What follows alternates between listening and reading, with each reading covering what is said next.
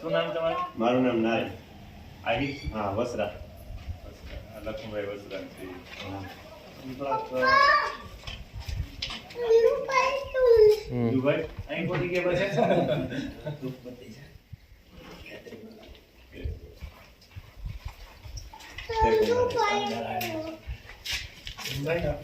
તમે સ્વામિનારાયણ છો અને લાલ બાપુના સેવામાં? હા.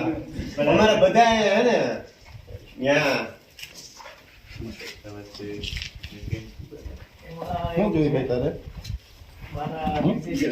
મજામાં?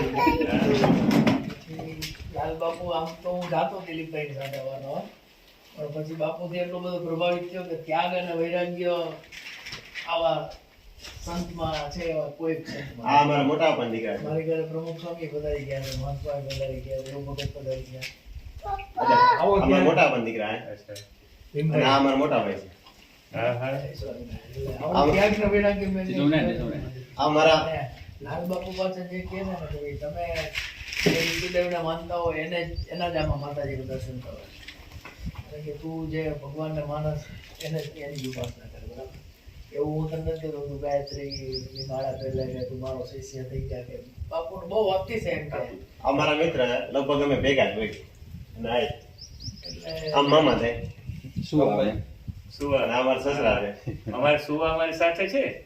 બેંજોમાં છે સુવા જ છે. હરદાસ સુવા રોજના છે. બાજુ છે સુવા. એ કઈ ઉપલેટામાં શું છે ને જાડિયામાં બે ઠેકાણે શું એ લગભગ જાડિયાના જ છે. હા જાડિયા છે આપણા વિભાગ પ્રચારક વિભાગ પ્રચારક હા. એટલે આમ શિક્ષણ આપણી પ્રાંત બેઠક હતી. હા. પ્રાંત બેઠક પૂરી કરી એટલે મેં કીધું કુણાલભાઈને કીધું એટલે આવો છો તો રસ્તામાં કીધું આપણે પ્રસાદ જાય છે આશ્રમે લઈએ આરતી કરતા જઈએ. અને આપણે તો પ્રચારકો પરંપરામાં સમયનો સદુપયોગ ને હવે કદાચ આરતી ન કરીએ ને માતાજીનું નામ લીધે હાલે એમ હા હા સમય બચાવીએ આ ભાવના હોય જ. આરતી કરી કોઈ ખુશ થઈ ગયા કે બાપુ મળી જવું છે દર્શન કરીને જ જાય. બાપુ 8 વાગે બાપુ બહાર આવ્યો 10-15 મિનિટ